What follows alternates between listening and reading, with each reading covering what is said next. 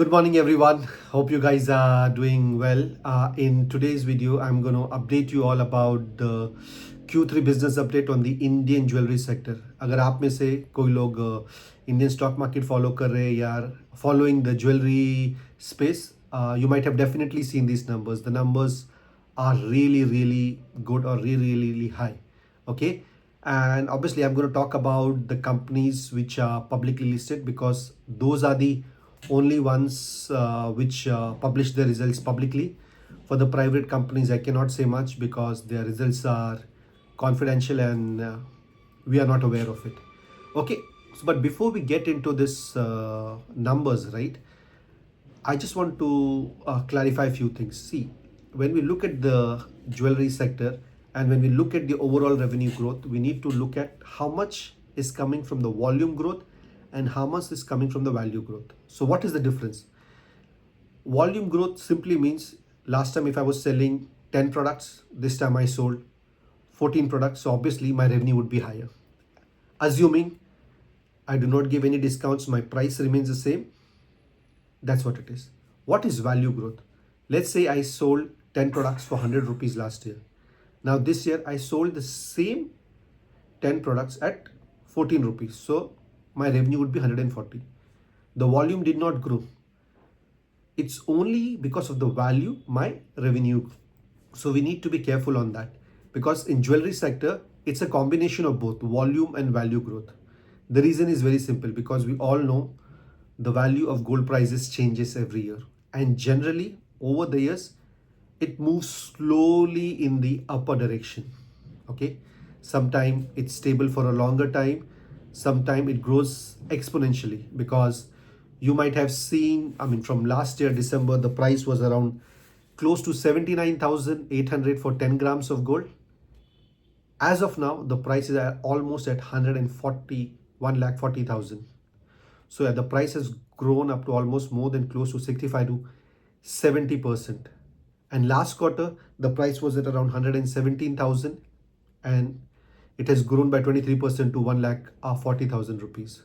So yeah, I personally believe that most of this growth is coming because of the value growth which has happened. But obviously, I'm not saying that there has been no volume growth.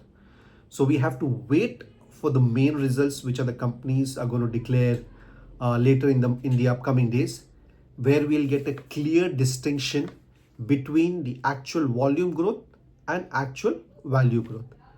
So yeah, this is what I wanted to clarify before I get into the numbers. And if you actually see the numbers, Senco Gold has around grew by 56%, PN Gadgil 46%, Kalyan 42%, Titan 40%, and PC Jewellers by 37%. And if I take an average, all of them grew by 40%. Imagine all the major players in the same sector growing by 40%. And I think one of the main reason is the value growth. But how will it impact? We have to wait and see. So let's get into Senco. Senco grew by 51% and their SSG stood at 39%. They opened 4 new showrooms and their total store count is at 196 as of now. And because of this good sales growth, now they have increased their guidance from 20% to 25% plus for FY26. So they are so bullish about it. Let's see whether they are able to fulfill on the promises what they are telling. Let's go to PN Gadgil. PN Gadgil grew by 46% and their SSG stood at 32%. Their e-commerce segment grew at 138% YOY.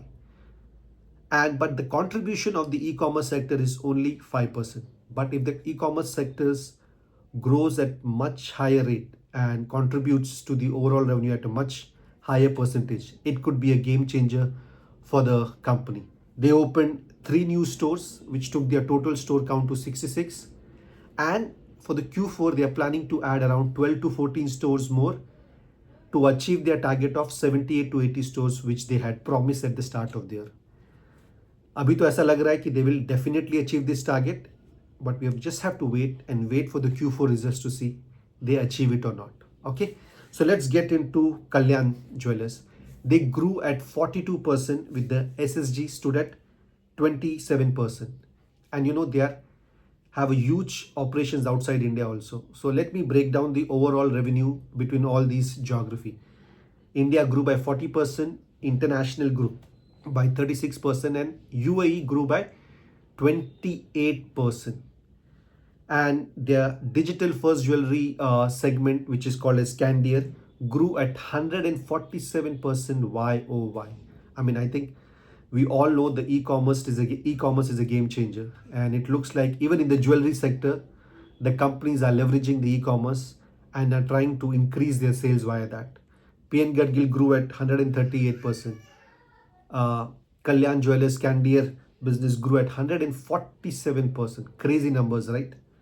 They opened 36 new showrooms, taking up their total store count to 469. Okay, now we come to the biggest jewelry player in the Indian market, Titan.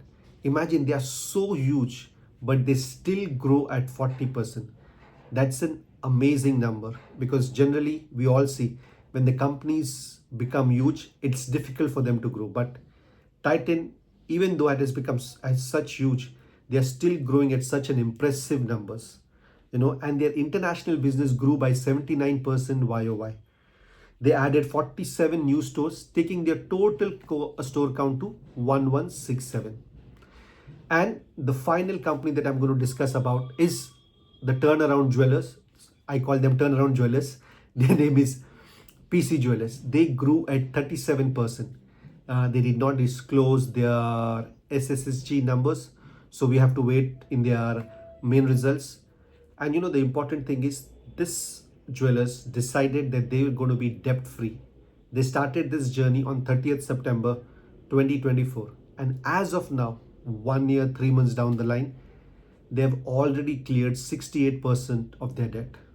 So directionally they are going at the right way, and let's see how it translates into the top line and the bottom line. So these were the main numbers of these all jewelers, which overall, if we just see the numbers, it is exciting and it's quite good. But at the same time, we need to understand that the sales prices have almost doubled in the past 1.5 years. And actually, Titan management in their Q3 business update even quoted that major reason for this revenue growth is increase in the average selling price. So we need to keep that in mind while looking at these results. And obviously, let's wait for the main and final result update, which are going to come in the coming days and weeks, where we will have a much better picture. And I will definitely update you guys when the results come out. So just don't look at the numbers and get excited. Hold your horses, wait for the main results to come and to see how things are progressing. Obviously, I am not saying that the companies are not doing well. The companies which are adding new stores at a higher rate and growing at a rate, they are definitely going to do well. But at the same time, we need to differentiate also how much is the volume and how much is the value growth among them. Okay. Thank you so much, guys, and God bless you. And in case this video was helpful for you and help you understand the nitty-gritties of the jewelry sector, please do like this video and subscribe to my YouTube channel. Thank you.